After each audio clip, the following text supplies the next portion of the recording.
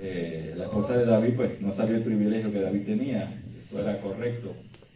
Era hija de Saúl, y Saúl era un hombre que, a pesar de que fue elegido por Dios, nunca le dio la gloria a Dios. Nunca habló de Dios como su Dios. Habló de Dios como una tercera persona. Por eso no hizo la voluntad de Dios, y por eso pues ustedes saben el trágico fin que pasó.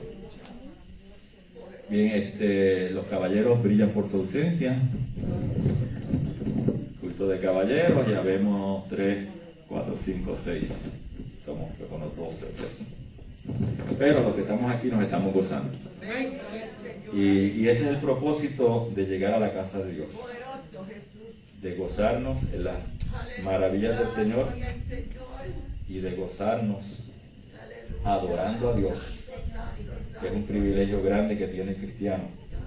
Y yo en mi casa meditaba en estos días, porque cuando estoy por ahí por la calle, supermercado por ahí, y me encuentro con algunos hermanos de otras iglesias, yo le digo, hermano, Dios les bendiga.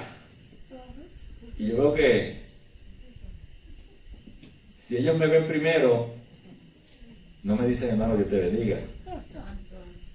Como que, hermano, ¿cómo usted está? ¿Cómo están las cosas? Y yo no, yo, donde quiera que me paro, hay un creyente, hermano, Dios le bendiga. ¿Cómo están las cosas? Yo no me avergüenzo. Yo no me avergüenzo de decir que soy cristiano. ¿Ah? El que se avergonzare de mí delante de los hombres, yo me avergonzaré de él delante de mi Padre.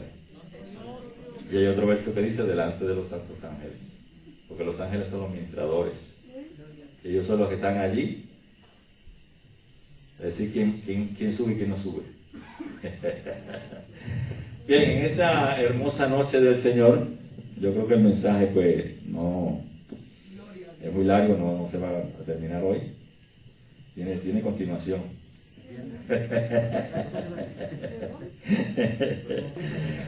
Estamos en Mateo 5. ¿Y en Mateo 5? Las bienaventuranzas. Mateo 5, las bienaventuranzas. Y encontré mucho material, bueno, que me tuve que poner a escribir, que yo por lo regular no me gusta escribir.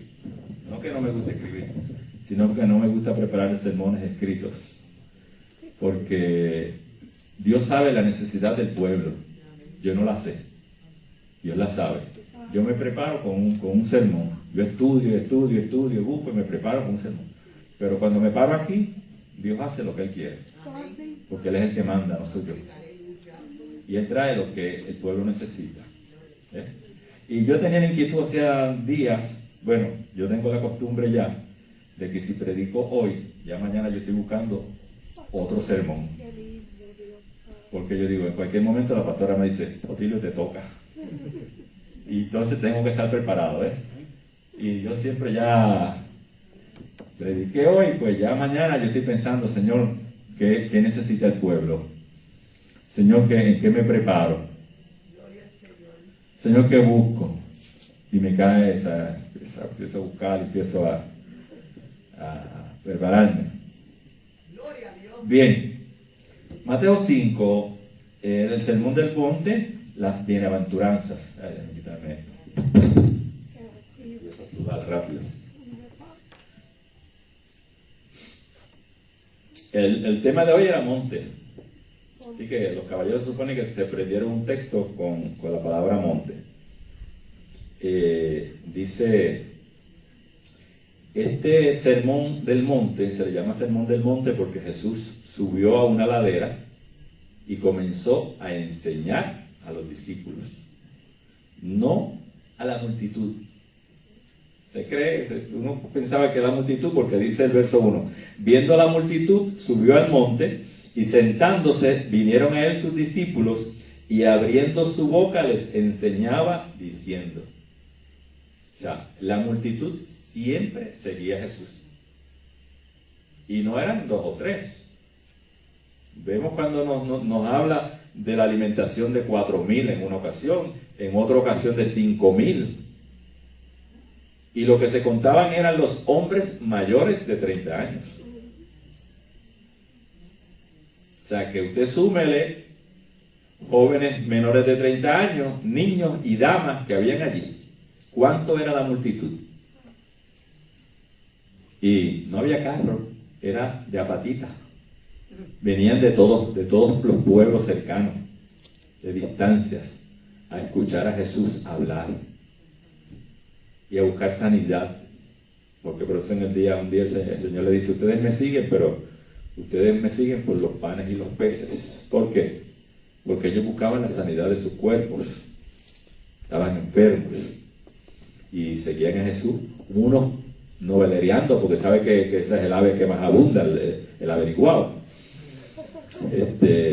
Ese siempre está el que está más que pendiente a ver qué pasa y qué sucede, para estar chismeando y llevando. Los fariseos, los saduceos, los escribas o maestros de la ley siempre estaban siguiendo a Jesús, pero eso con otros fines, con los fines de buscar cómo acusar a Jesús. Cómo acusarlo, cómo buscar la manera de acusarlo delante del gobierno romano para que lo mataran. Pero Dios tenga misericordia de ellos. En esta ocasión, pues Jesús se sienta en la vereda del monte, en la falda del monte, ¿y qué hacen los discípulos? Lo rodean. Los discípulos lo rodean a Jesús, es un semicírculo alrededor de Jesús. Y detrás de los discípulos está toda la multitud, escuchando. Y ahí Jesús hace lo que vino a hacer: enseñar. Enseñar. Cuando dice abriendo su boca les enseñaba, es que el maestro, el rabino, se sentaba y entonces empezaba a traer a los discípulos lo que ese maestro quería que ellos aprendieran. Se presupone que era material especial para los discípulos. O sea, no hablaba, cuando estaba en público hablaba otras cosas, pero cuando estaba con sus discípulos era algo íntimo.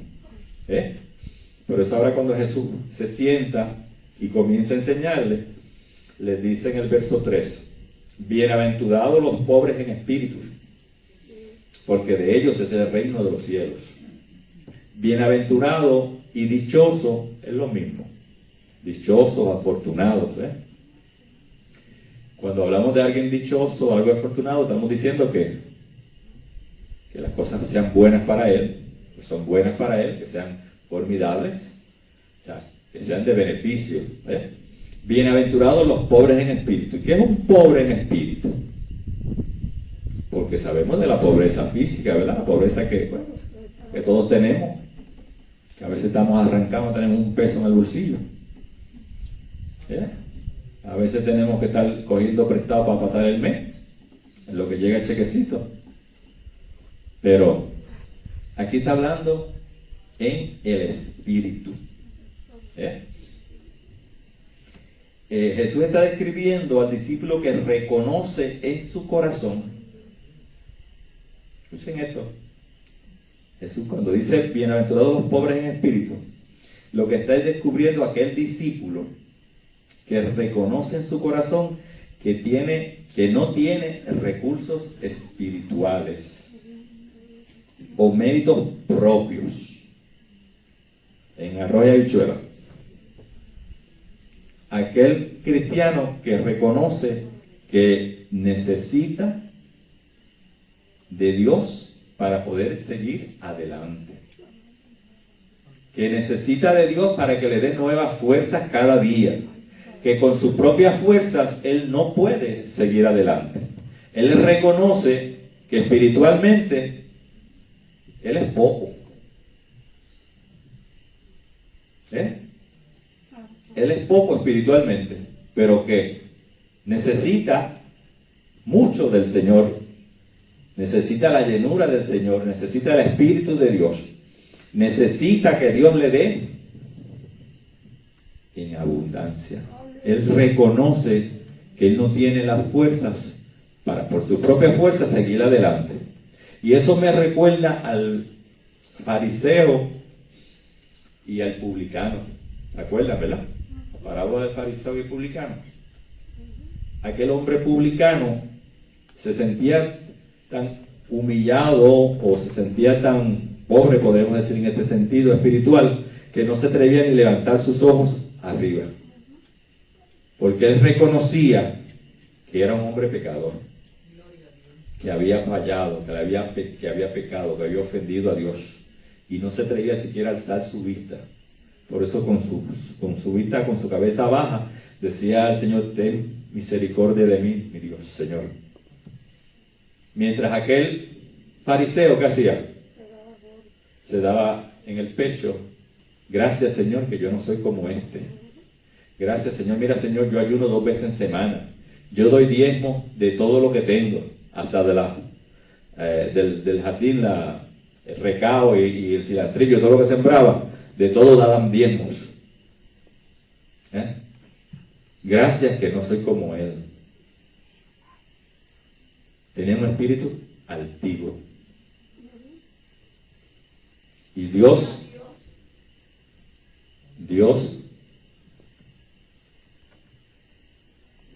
prospera. Y Dios ayuda al que es humilde. Pero Dios repudia al altanero, al altivo. Porque el altanero y el altivo se creen que ellos por su propia fuerza van a obtener todas las cosas. Pero cuando usted es humilde delante de Dios, usted reconoce que usted, sin Dios, no puede hacer nada, y que usted necesita de Dios para seguir adelante, necesita fuerza delante para seguir adelante, Dios lo exalta. Por eso la Biblia también dice que los que se ensalzan serán humillados, pero los que se humillan serán ensalzados. Porque quien premia a Dios, el hombre quiere que el otro hombre aquí en la tierra lo premie y le diga: mira, qué bien está, wow, qué bien. Los fariseos se paraban en una esquina y daban unos mensajes, unas oraciones enormes para que todo el mundo lo escuchara y lo viera. Pero Jesús le dijo que eran ¿qué? Sepulcros blanqueados. Por fuera mucha apariencia, mucha hermosura, y por dentro estaban podridos. El que tiene espíritu pobre es humilde. Los pobres en espíritu son humildes de corazón, que no confían en sí mismos como autosuficientes, sino que se aferran a Cristo como la única fuente de seguridad y felicidad. Y la humildad es la primera letra del alfabeto cristiano. La humildad es la primera letra del alfabeto cristiano. Nuestro alfabeto consta de 27 letras. Y esas 27 letras nos ayudan a nosotros a comunicarnos los unos con los otros. Jesús dijo en Apocalipsis: yo soy el alfa y la omega, principio y fin. El alfa y la omega eran las letras, la primera letra y la última letra del alfabeto hebreo. ¿Qué Jesús está diciendo? Yo soy todo. Para ustedes yo soy todo. En nuestro alfabeto esta palabra no puede faltar, la humildad. Porque los humildes, dice el verso terminal, porque de ellos es el reino de los cielos. No de los altaneros. No de los que se creen que son autosuficientes, que no dependen de Dios, sino de los humildes. El reino de los cielos es de los humildes. Y sigue Jesús diciendo: bienaventurados los mansos.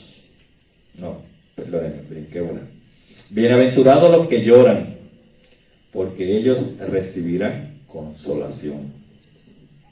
Esta es la segunda letra del alfabeto cristiano. Llorar, gemir. Un corazón contrito y humillado no despreciarás tú, oh Dios. Y el Señor quiere que nosotros nos tiremos en el altar y lloremos y gimamos delante de Él, reconociendo que nosotros no merecíamos nada. Nosotros no hicimos nada para merecer este regalo tan grande que se nos ha dado. Nosotros no merecíamos el perdón porque éramos malos. Nos acostábamos a meditar y a pensar en la maldad que íbamos a hacer al otro día. Y el hombre natural va de continuo al mal, dice la Biblia. El hombre, por su naturaleza carnal, lo lleva a la perdición. Por eso es que si no reconoce su pecado, su maldad, si no viene delante de Dios gimiendo con un corazón contrito, no recibe perdón. Y acordémonos de Ana. ¿Se acuerdan de Ana, la esposa del Cana? ¿Qué hizo Ana? Derramó su alma en el altar. Cuando Elí la escuchó, le dijo: mira, mujer, consume tu vino. Creía que estaba borracha. Pero Ana no, Ana lloraba. Lloraba ahí sin control porque ella tenía una necesidad. Ella estaba siendo oprimida por la otra esposa del Cana. Y en aquella época, las mujeres que eran estériles se consideraban que eran poca cosa.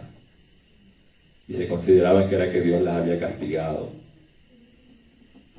por no tener hijos, por eso no podían tener hijos. Pero cuando nosotros nos derramamos delante de Dios, vemos la mano de Dios obrando en nosotros.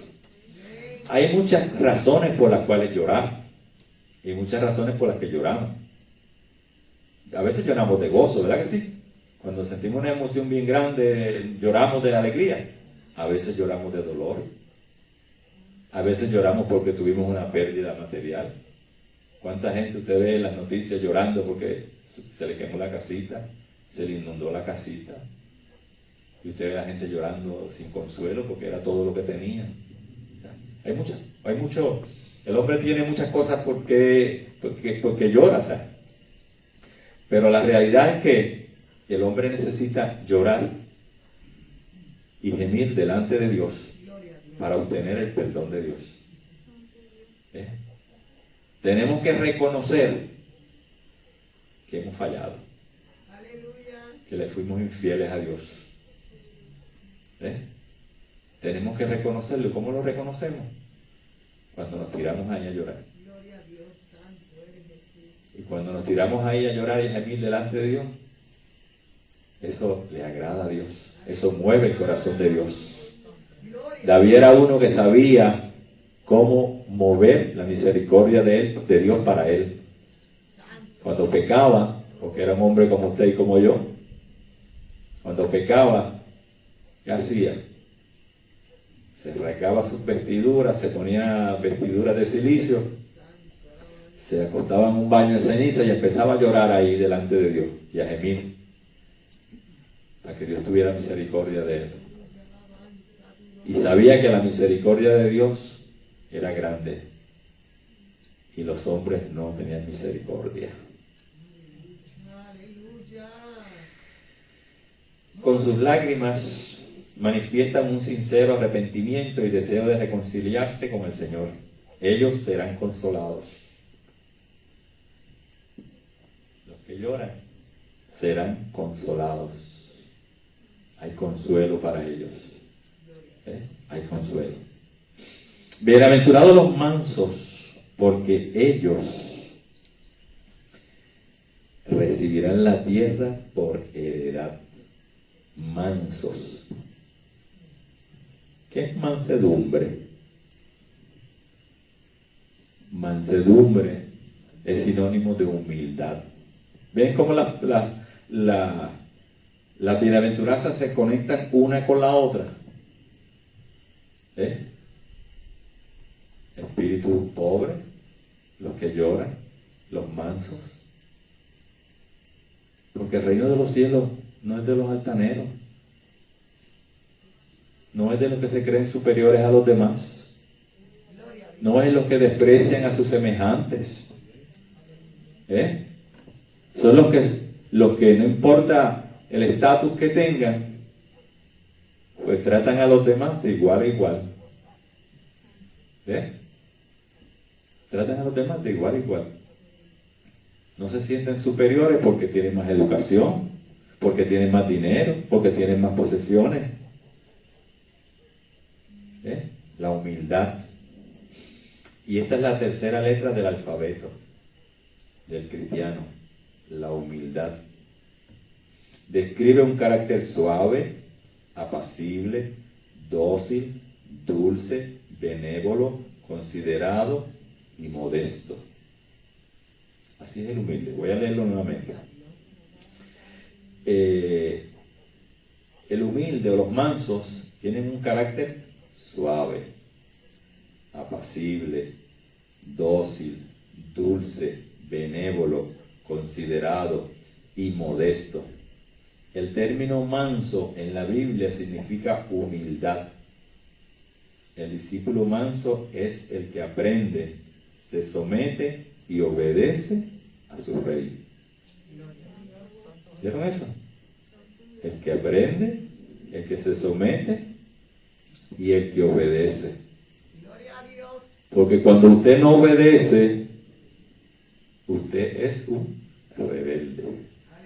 Usted se está rebelando contra la autoridad. Por eso Jesús dijo que teníamos que primero obedecer las leyes de la tierra para poder cumplir con las leyes de los cielos, porque las leyes de los cielos son más fuertes que las de la tierra. Si nosotros no podemos cumplir con las leyes que hace un hombre igual que nosotros, pues menos podemos cumplir con las de Dios, que son más exigentes, más fuertes, porque esta tercera bienaventuranza, wow, o sea, hay que ser dócil, apacible, tranquilo. O sea, cualquiera viene y se pone delante de usted y lo ofende a usted, tranquilo, no levanta. Por eso Jesús dijo que te dieran en una mejilla, ponle la otra. No levantes el puño y lo choques, no te defiendas. ¿Por qué? Porque Jesús es nuestro defensor. Y si usted lo ultrajan porque usted sirve al Señor, pues mire, usted está ganando un galardón en el cielo. Porque si Jesús dijo, si con el árbol verde hicieron tales cosas, que es Él, el árbol verde, ¿qué tal con el árbol seco?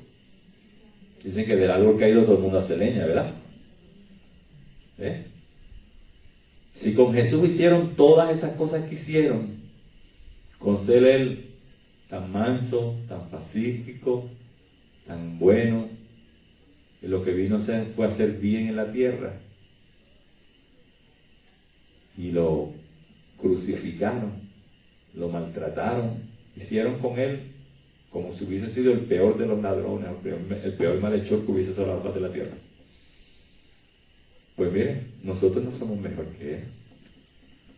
Así que cuando cualquiera venga por ahí y se pare frente a usted y le insulte, tranquilo, tranquilo. Mía es la venganza, dice Jehová, yo pagaré. Mía es la venganza, yo pagaré. Usted, tranquilo, demuestre que usted es un cristiano de 24 quilates. Para ser un cristiano de 24 quilates hay que dar rodillas. Hay que dar rodillas y hay que llorar ahí al frente del altar. Ese Espíritu Santo tiene que estar dentro de nosotros, tiene que llenarnos de pies a cabeza, porque no es fácil. El enemigo está continuamente peleando contra los que pertenecemos a la justicia de Dios. Jesús era la justicia. Y el enemigo está haciendo la batalla continuamente.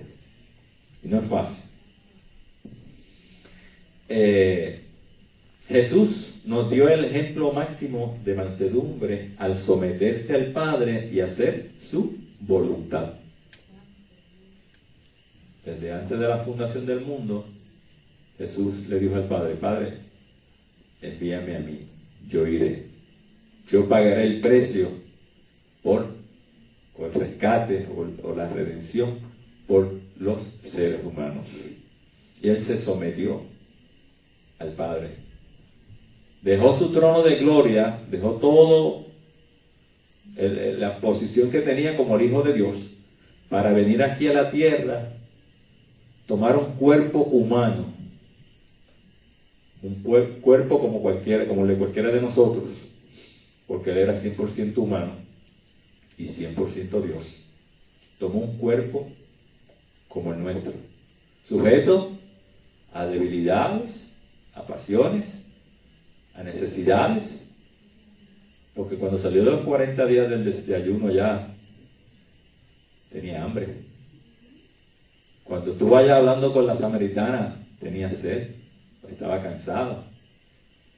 Cuando estaba en la barca ya se quedó dormido, mientras los discípulos estaban batallando con las olas y con el viento, porque él tenía un cuerpo como el nuestro. Pero hizo lo que el Padre le pidió que hiciera. O sea, se sometió a la voluntad del Padre para hacer lo que el Padre quería. Y eso no fue fácil. Padre, si es posible, quita de mí esta copa, pero no se haga mi voluntad, sino la tuya. Porque Él sabía lo que le esperaba. Por eso dice el escritor que su sudor era como grandes gotas de sangre. No era que estaba sudando sangre. No estaba sudando sangre. Su sudor, o sea, él entró con un momento como de agonía, de depresión, y su sudor era extenso, un sudor fuerte, porque él sabía lo que venía. Él sabía lo que le esperaba. Pero, bienaventurados mansos, ¿por qué? Ellos recibirán la tierra por heredad. No esta tierra, no esta que está contaminada, sino una tierra nueva, la cual ha sido purificada con fuego. La iglesia viene para la tierra. La iglesia viene para la tierra después del milenio, a poseer la tierra por los siglos de los siglos. Pero una tierra perfecta, como Dios la hizo al principio, sin contaminación, sin pecado, sin maldad. Venimos a poblar la tierra. Santo mi Dios. Bienaventurados los que tienen hambre y sed de justicia, porque ellos serán saciados. El hambre y la sed son, ¿cómo podríamos decir? Parte de nuestro diario vivir. Si a usted no le da hambre y no le da sed, usted no está vivo. Si usted no le da hambre y no le da sed, usted no está vivo. O si está vivo, está más para allá que para acá. Ahora, si usted está comiendo de que se levanta hasta que se acuesta, no le va a dar hambre. Usted es una máquina de comer. Tiene que tener cuidado. Pero son necesidades biológicas, el hambre y la sed. Y necesitamos tomar mucha agua. Yo se lo he dicho a ustedes, eso es esencial. El 70% de nuestro cuerpo es agua. Y necesita agua de buena calidad. El agua potable que nos venden no es buena. De potable no tiene nada. Es veneno. Es veneno. Se los digo. Cómprense agua embotellada, premium water. Porque el agua que nos venden, que el gobierno nos suple, no es de buena calidad. No es de consumo humano. Tiene cloro, que es un veneno. Tiene alúmina, que es otro veneno. O sea, tiene minerales inorgánicos que nos tapan, nos endurecen las venas y nos espesan la sangre, nos endurecen la sangre. O sea, buena no es. Es mejor la del pozo. Yo me crié con agua de pozo. y agua lluvia. ¿Saben que el agua lluvia es agua destilada? El agua lluvia es agua destilada. Esa es de primera calidad. Pero hay que esperar que baje el primer aguacero, saque la contaminación del ambiente para que entonces poderla coger. Bien, son bienaventurados los que tienen hambre y sed de justicia. ¿Qué están anhelando estos? Tienen la necesidad de que Dios haga justicia en su vida. Jesús es la justicia. Luego vamos a verlo más adelante. Jesús es la justicia.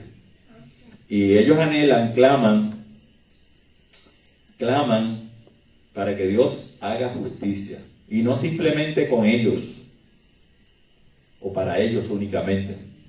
Usted puede estar clamando por un vecino, que Dios tenga misericordia de él, por un pariente.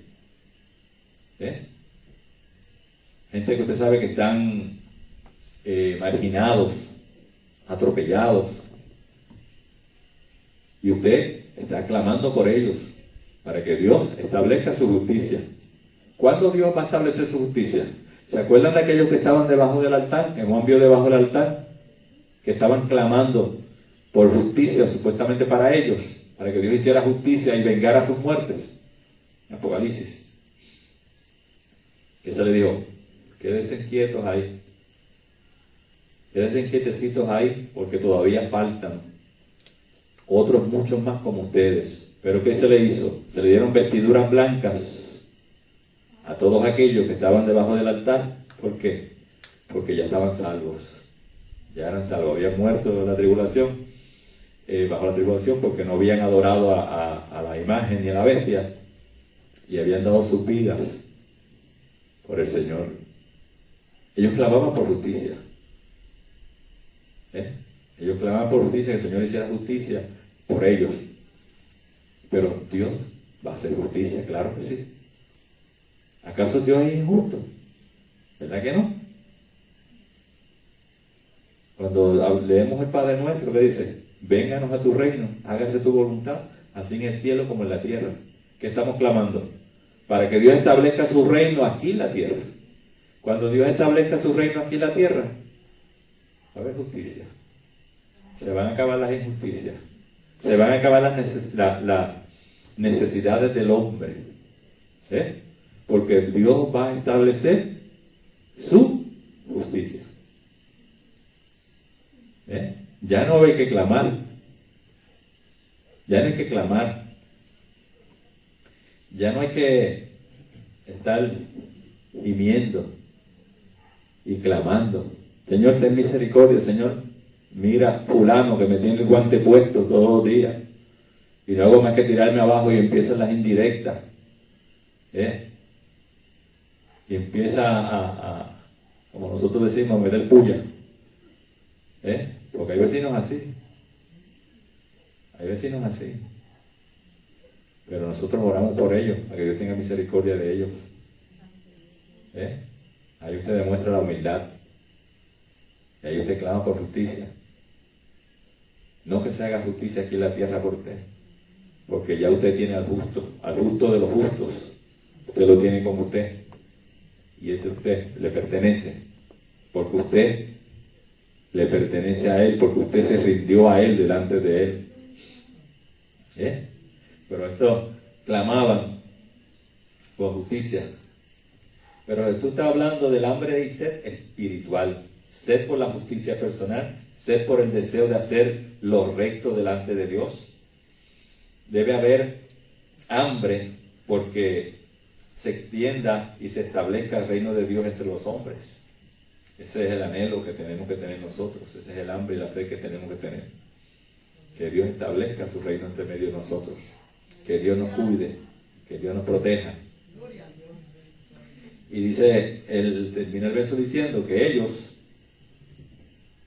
serán saciados. Como cuando usted tiene hambre y tiene sed y llega cualquiera. Por eso Jesús decía que tenemos que amar a nuestros enemigos. Si tu enemigo tiene hambre, dale de comer. Si tiene sed, dale de beber. ¿Por qué? Haciendo esto, ascuas de fuego acumulas sobre su cabeza. Si aquel que le tira piedra a usted, usted lo vea fatigado en el patio, denle una botellita de agua. Venga, vecino, denle una botellita de agua para que usted vea cómo las cosas van cambiando. Porque él le tira piedra y usted la hace bien. Él lo injuria y usted lo cuida, lo alimenta. Ese es el trabajo del creyente. Es fácil. Jesús le dijo a los discípulos: ¿oíste que fue dicho? Amad a los que los aman y odiad a los que los odian. Pero yo los digo, no es así. ¿Por qué? ¿Qué recompensa tienes si tú amas al que te ama a ti? Ninguna. No hay recompensa en tú darle amor al que te da amor a ti, en tú devolverle para atrás al que te da bien, en tú devolverle a hacer un intercambio de regalos. Ahí no hay ningún beneficio espiritual. El beneficio está cuando usted lo injuria. Por eso Jesús dice que cuando lo injurien, oren por aquellos que lo injurian. Clamen por aquellos que lo maldicen. Porque ahí que está la diferencia del creyente. Ahí es que se sabe quién es quién es de Dios y quién no es de Dios. Porque es fácil hacer lo mismo que hacen los demás. La Escritura dice que nosotros tenemos que hacer con los hombres lo que nosotros queremos que los hombres hagan con nosotros. Y eso se llama los hacedores. Usted tiene que hacer. El mundo dice: no le hagas a nadie lo que no quieres que te hagan a ti. Pero Jesús dice lo contrario. Haz a los hombres lo que tú quieres que los hombres hagan contigo. Ahora, ¿a quién usted va a obedecer? Como le dijo Pedro al concilio. ¿A quién voy a obedecer yo? ¿A ustedes o a Dios? ¿A ustedes que me dicen que no hablen en nombre de Jesucristo? ¿O a Dios que me dio la vida, me dio la salvación? Es mejor obedecer a Dios antes que a los hombres. Santo mi Dios. Bienaventurados los misericordiosos. ¿Por qué? Porque ellos alcanzarán misericordia. ¿Qué es misericordia? Nosotros hablamos mucho de misericordia. ¿Qué es ser misericordioso? Misericordioso es ser compasivo. ¿Y qué es una persona compasiva? Una persona que ve las necesidades de los demás y las necesidades de los demás le duelen a él como si fueran de él. ¿Y él qué hace? De sus propios recursos saca para ayudar a ese que está en necesidad. El misericordioso, la compasión, es la quinta palabra del alfabeto cristiano. O sea que esta palabra no puede faltar en nuestros saberes, en nuestros diarios quehaceres. La compasión expresa uno de los atributos de Dios que más se menciona en la Biblia. El término misericordia describe el carácter de una persona que es altamente sensible a las necesidades de los demás. Altamente sensible a las necesidades de los demás. O sea, que usted quiere resolverle a todo el mundo. Que usted ve una necesidad y usted rápido quiere resolverla. Si no puede por sus medios, ¿qué usted hace? Viene donde la pastora. Pastora, mire, hay este problema, hay esta situación. ¿Qué usted cree? ¿Podemos ayudar? podemos darle la mano. Miren donde el hermano de la sociedad, el presidente, hermano presidente, hay esta situación. ¿Cómo podemos ayudarlo? Al vecino, mire, usted ve, hay necesidad, hay hambre, cocina, echa un poquito más de arroz y déle un platito de arroz con habichuela, con un mulito de pollo. Al vecino. O un pedacito de bistec. No muy grande, debe ser como la palma de la mano. Si es más que eso, no le va a beneficiar. Saben que un mulito de pollo tiene las proteínas que su cuerpo necesita para el día.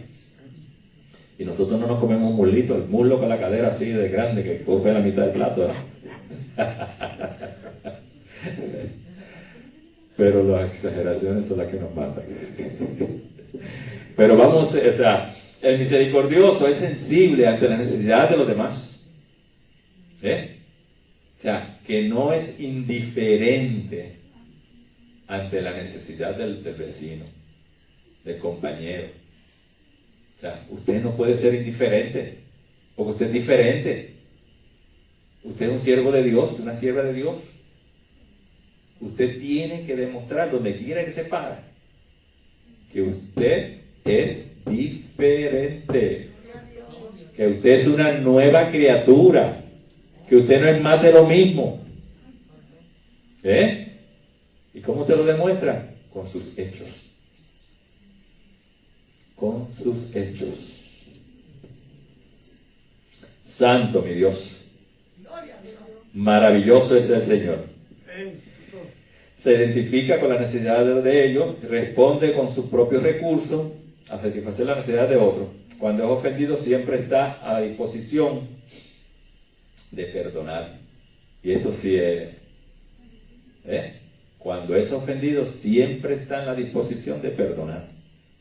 Jesús dijo, si vienes al altar a traer tu presente y te acuerdas que tu hermano tiene algo contra ti, deja tu presente en el altar, vete, reconcíliate con él y entonces tu presente será bien recibido. ¿Y cuál es el presente? ¿Cuál es el presente que yo le traigo al Señor al altar? La oración, mis súplicas, mis ruegos. Y yo no lo ofendí al hermano. Jesús dijo, si te acuerdas que tu hermano tiene algo contra ti. No fue que yo lo ofendí, porque si yo lo ofendí, lo primero que tengo que hacer es tirarme de rodillas y pedirle perdón. Porque yo fui el mal. Yo fallé. Y yo tengo que reconocer mi pecado, mi falta. Porque el que reconoce su falta, alcanza de Dios misericordia. El que no reconoce su falta, muere con ellas. Y al cielo no va. Al cielo no va. Al cielo no va. Ahora, el que reconoce sus faltas y se aparta de ellas y viene aquí al altar a llorar y a gemir porque sabe que ofendió a Dios, le falló a Dios. Pero ¿qué pasa? Si usted sabe que ofendió a Dios, primero tiene que ir al que usted ofendió y pedirle perdón, reconciliarse con él, para que entonces pueda venir aquí al altar y Dios reciba esa oración. De lo contrario, la oración no va a subir de aquí, de la altura del púlpito, de 2 pies de altura, 1,5 pies, no va a subir. ¿Por qué? Porque hay algo en el corazón que está dañando. Y menciona el corazón, pero nosotros sabemos, en la antigüedad se creía que las emociones y los sentimientos, todo venía del corazón. Nosotros sabemos hoy en día que el corazón es un músculo, que lo que hace es contraerse y me olvidé la otra palabrita.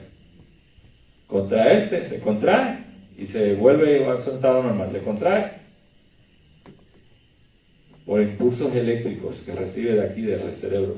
El cerebro, nuestra computadora, ahí es donde emanan todo. Deseos, buenos deseos, malos deseos, sentimientos, todo emana de aquí. Pero antes se creía que emanaban del corazón. Aquí se creía que emanaban del corazón, pero sí, emanan de aquí. Y si aquí hay algo perturbando esto, la oración no va a ser eficaz. No va a servir la oración. Porque hay algo que está diciendo de aquí: hiciste esto mal, ofendiste a fulano, le faltaste a sutano, necesitas pedir perdón. Y no es fácil. No es fácil, pero hay que hacerlo si queremos ganar el reino de los cielos. El reino de los cielos se hace fuerza, se hace violencia, y solo los fuertes, los violentos los arrebatan. Esto no es para cobardes. Pero el que se humilla será ensalzado. El que se ensalza será humillado. Eso es así. Eso es así. Santo. Jesús revela la misericordia del Padre que manifestó predilección por los pobres. O sea, vemos en Jesús manifestando la misericordia del Padre. ¿Por qué? El Padre quería que su predilección era por quién, por los pobres, por los pecadores, para la gente menospreciada. Para ellos vino Jesús.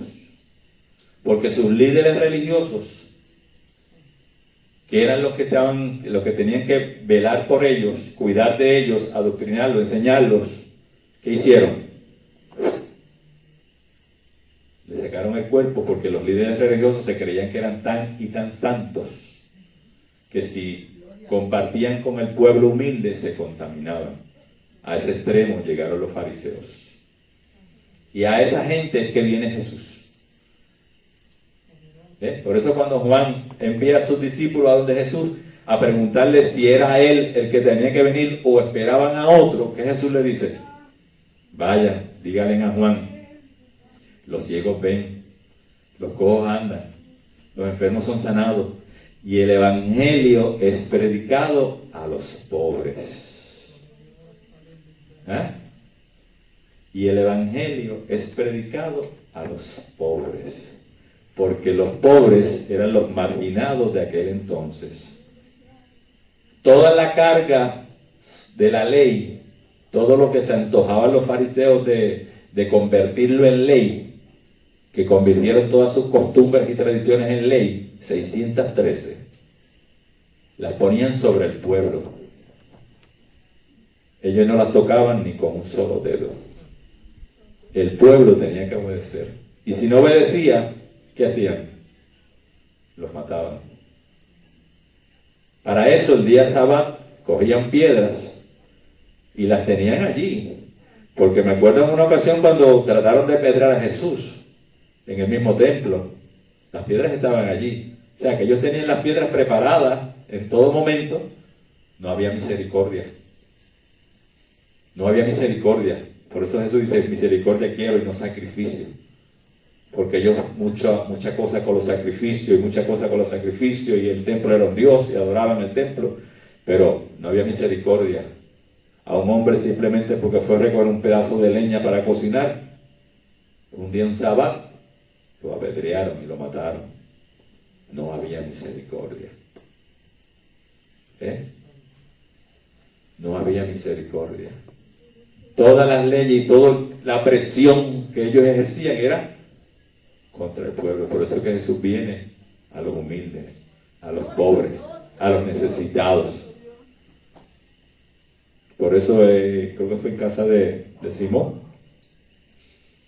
o de Zaqueo, casa de Zaqueo, cuando Jesús le dice a los fariseos: no he venido a buscar a los justos, sino que a los pecadores. Pero no había justos. Era que ellos se creían que eran justos. No había ni uno. Ellos se creían que ellos eran los más justos de la tierra y los más santos de la tierra. Eso dice: mira, Yo no he venido a buscar justos, yo he venido a buscar pecadores para arrepentimiento. Porque ellos criticaban a Jesús porque comía con los fariseos, comía con los fariseos, no, con los publicanos.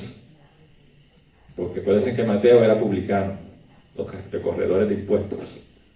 Y para los judíos o los fariseos, los recogedores de impuestos eran unos traidores. Habían vendido la patria. Porque ellos se dedicaban ahora a colectar los impuestos para el gobierno romano. Así que tenemos que ser misericordiosos. Los misericordiosos o compasivos son, dice Jesús, porque ellos verán a Dios. Ellos verán a Dios. Así que nosotros vamos a estar ante la presencia de Dios. Y lo vamos a dar aquí porque ya el tiempo se nos acabó. Dios les bendiga, Dios les cuide. Y tenemos que poner esto en práctica y tenemos que, estas palabritas tienen que estar en nuestro alfabeto. La compasión, la misericordia, la humildad, la bondad, son parte del pueblo de Dios. No nos podemos olvidar de eso. Dios les cuide. Amén.